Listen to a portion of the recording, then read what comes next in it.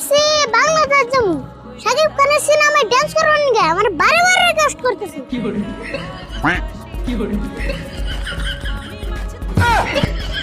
আসমত ভাই একটা খবর শুনছো না নাই আরিফুল আর ওর কাকা রাশিদুল সেই মুম্বাই থেকে আজকে বাইতে হইতেছে।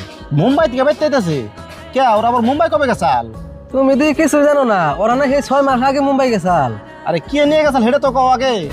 আরিফুল র কাকা মুম্বাই নিয়ে গেছাল ড্যান্স শিখিবে নিকে, 6 মাস ড্যান্স শিখিয়ে আজকে বাইতে হইতেছে। কও কি এতক্ষণে এই 6 মাস খালি ড্যান্স শিখলো? তাহলে তো আরিফুল মস্ত বড় ড্যান্সার হয়ে গেছে গা। তা তো হবই।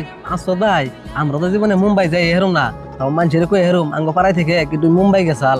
হ ঠিক কথাই কইছ, আঙ্গ পাড়ার মানুষ মুম্বাই থেকে আইতেছে, আঙ্গ তো একটা গৌরবের কথা।